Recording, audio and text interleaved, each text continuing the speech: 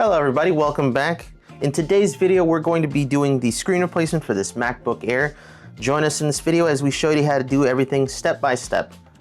So for starters, we're going to flip the MacBook over and we're going to be removing all these pentalobe screws that you can see around the edge to be able to remove our bottom cover.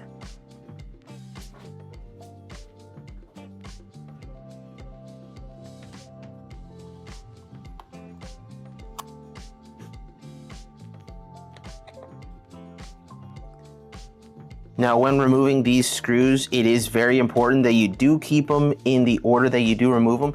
They are different sized, so if you do not put the correct screw where it's supposed to go, it could potentially damage a component internally. So be sure that when you are removing them, that they are removed and placed in the same order that you removed them.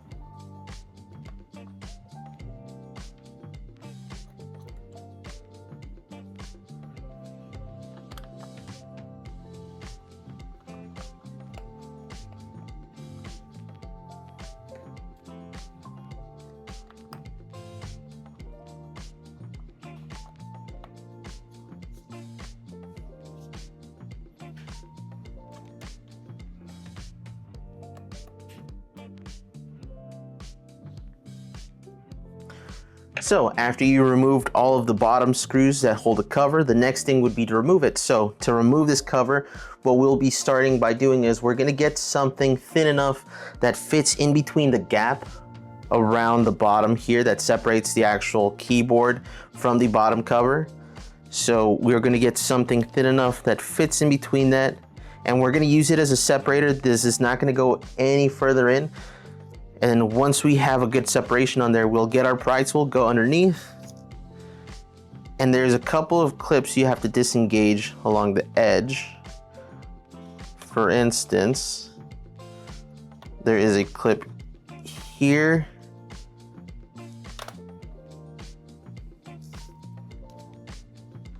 And next, we will do the left-hand side.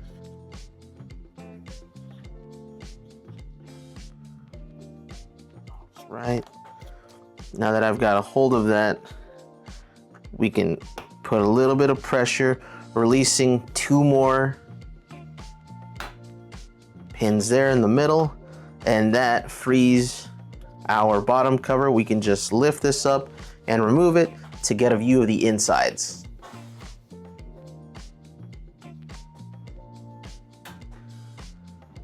So first things first, before you start removing any screws or disconnecting any flex cables, the very important thing you want to start off with is by disconnecting the battery. So this battery connector looks like it is just held in there with a little bit of pressure. So what you're going to do is you can go in with your nail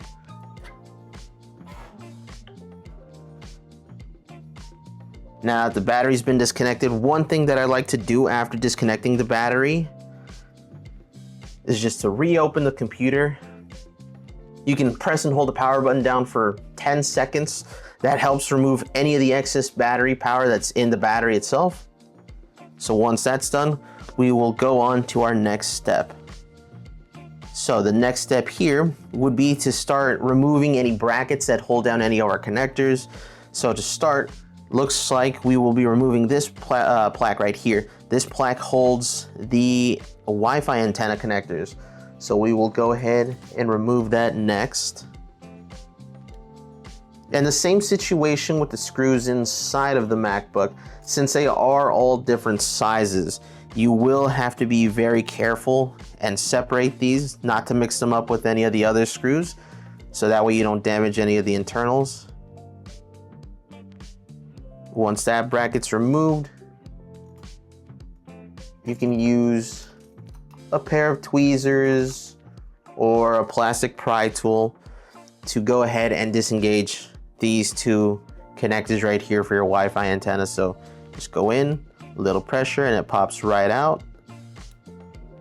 And that's good to go. Following that, we will be removing the bracket right here, which holds down our screen connector as well.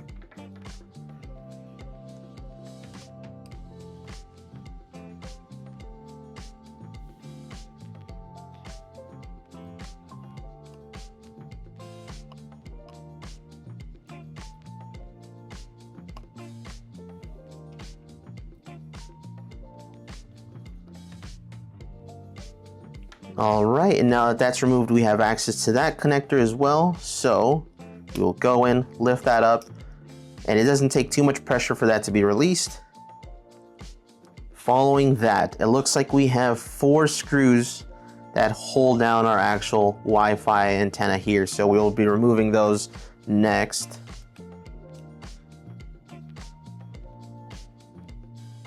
Same thing with these, they are a different size. So again, be sure to place them in the same order that you removed them, and that way you don't get them mixed up.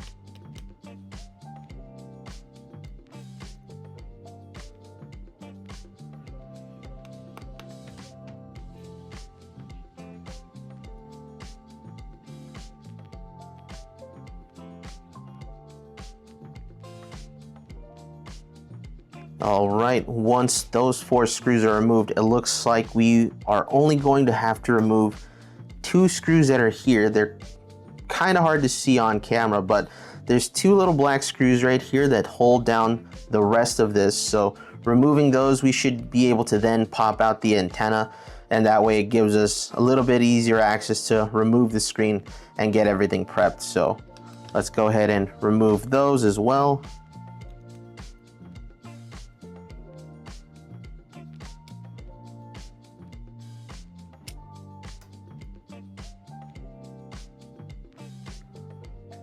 All right, so now that those 2 are removed, what we can go ahead and do is that frees up this section of the screen, and this is going to be part of the screen. You are going to have to be very careful with it either way in case. And then this can be a bit more trickier here. Removing this actual plaque right here can be a little bit difficult at times. It can be stuck down a little bit more than usual, so same thing, as long as you get yourself a small plastic prying tool, you can pry on that, and that way we can try to remove that, so that way we can advance with our screen replacement.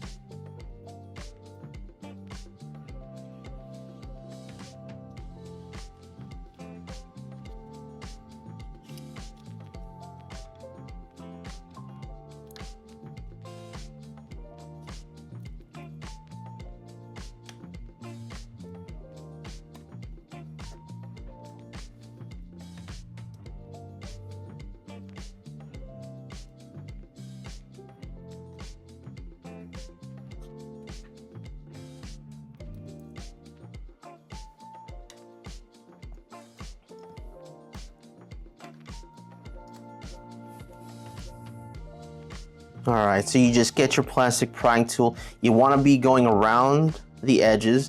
Be very conscious to make sure that there's no connectors that are there that you might possibly damage. There is a bit of adhesive that does run along the bottom portion, so that is going to make everything a little bit more difficult, but as long as you have a little bit of patience and you don't pry up on it too hard, you should be able to remove that. So that's the right side. Here we have our left. And then making sure to not damage this cable right here, because that cable does stay on our computer. We'll just go ahead, hold that back while we remove the antenna here. We can go ahead and set this aside now.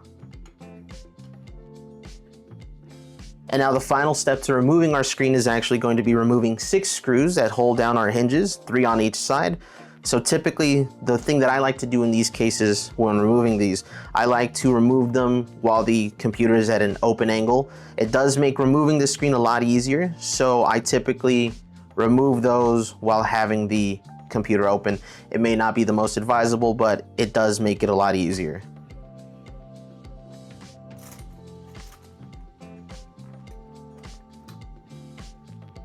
So the screws you are going to be removing are going to be 3 on each side, and those hold the hinges into place. They are a lot bigger than the other screws that we've removed so far, so you are going to need a bigger pentalobe screwdriver for that. All right, so now we'll be removing all 6 of these screws, starting here with the right hand side. And I'll be taking a bit of a different approach today. Instead of doing it the usual way that I normally open them, I'll be I'm going to be using a different method today. Instead of the usual way that I open them, I will be opening the computer, or removing the screen in this case, while the computer is still closed. We'll just lift up the hinges in the end, so that way we can remove our keyboard and be able to replace our screen. So that are all of the screws from that side.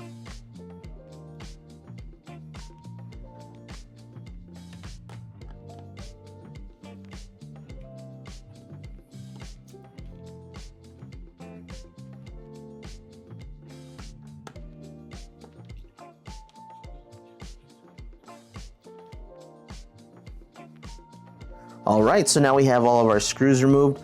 Now, in this case, to remove the actual screen, we're gonna have to lift these 2 hinges upwards in order to actually be able to lift up our keyboard and remove it. And that way we can finally start with our screen replacement. So what you can normally do is, you can also get the same screwdriver that you used to remove the screws, get a bit of a hold of the actual hinge on the inside, and you can pry up on it a little bit, just so that way it's in the open position.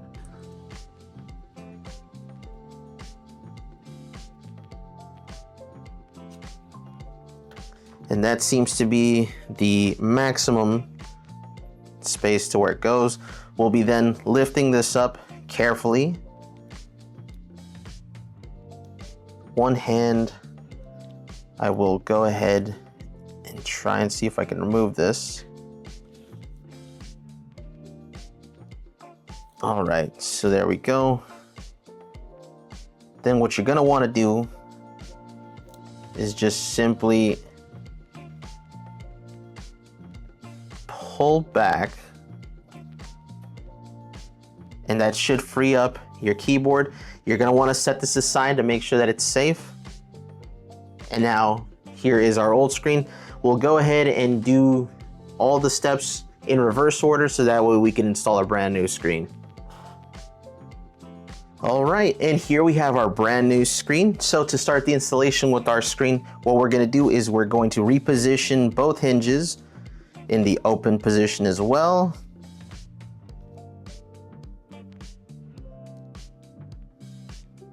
So for that, you want to carefully, fully open those hinges as well. We're going to get our connector and make sure that it's not in the way from when we do set our keyboard in. Now, typically what I like to do before installing the screen, I do like to give the portion of where the hinge is at a little bit of a maintenance. There can be some dust buildup sometimes, and it just helps for a more smoother opening. You can do that as well. As long as you have a small brush, you can go ahead and just dry brush it, and that'll remove any of the debris that's in the way.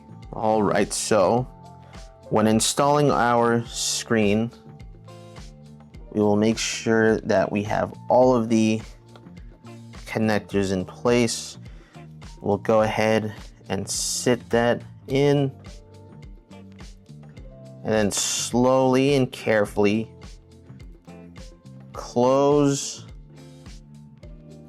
the hinges inwards, while at the same time trying to go with the hinge and placing the actual keyboard down as well. And there we go. So now that that's closed, we will put our hinges in the fully closed position and then reposition our screws back to hold our hinges into place.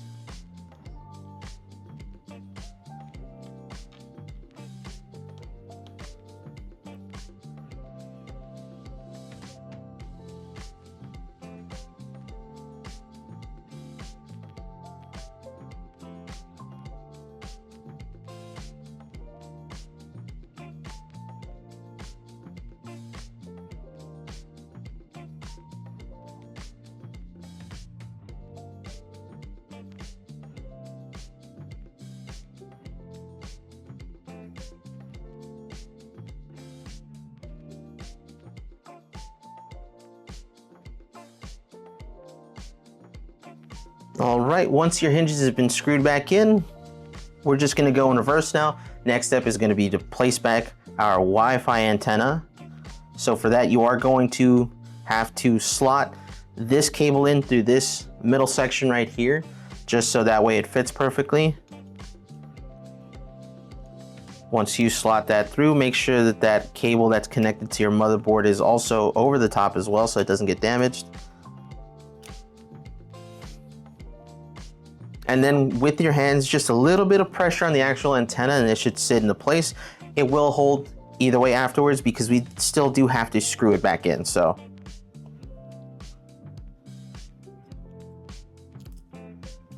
after that's been screwed in or placed back in, we will go ahead and screw that back on and that'll secure our Wi-Fi antenna.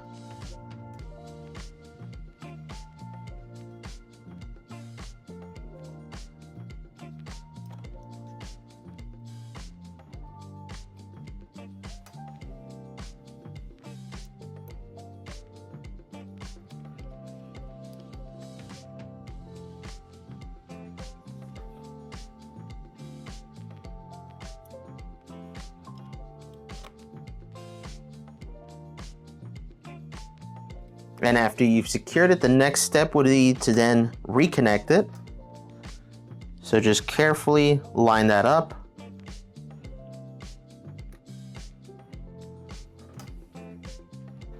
All right, now that our Wi-Fi antenna has been reconnected, we will then go ahead next and re-secure this plaque right here in the middle by screwing that back in with those two little black screws that we removed from that area earlier.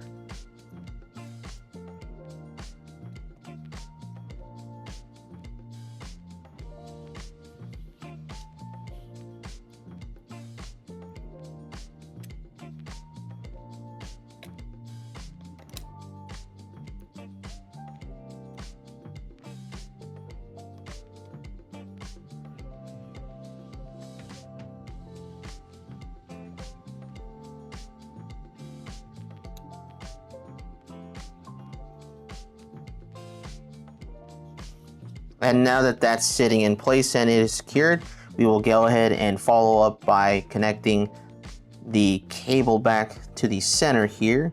We're just going to line that up.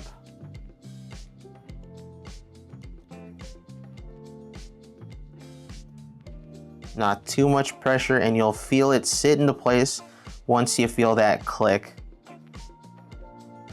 After that's been connected in, we will then go ahead and follow up by placing the plaque that holds it down back.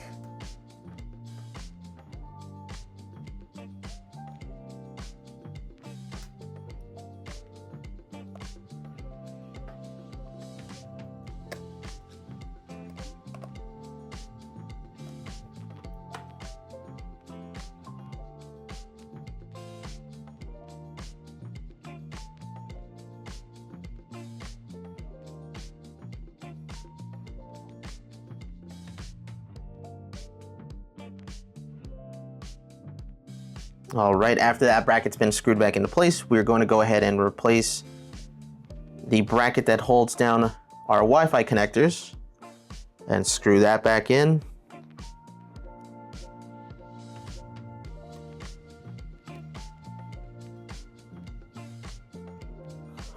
Finally, once that's been done, we'll go ahead and finish off by connecting our battery back.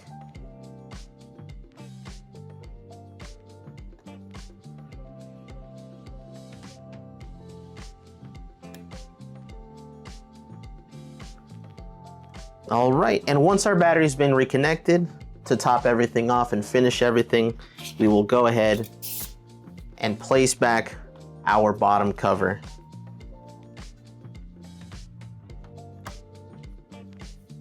And then just a little bit of pressure here in the center.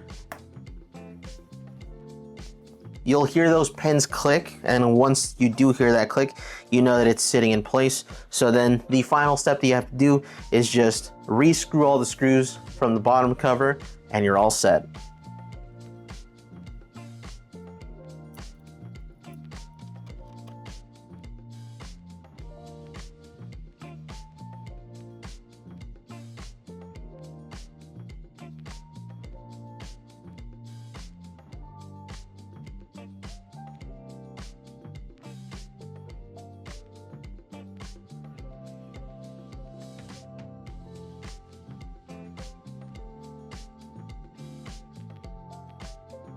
All right, so let's go ahead, flip it on over, turn it on, and take a look.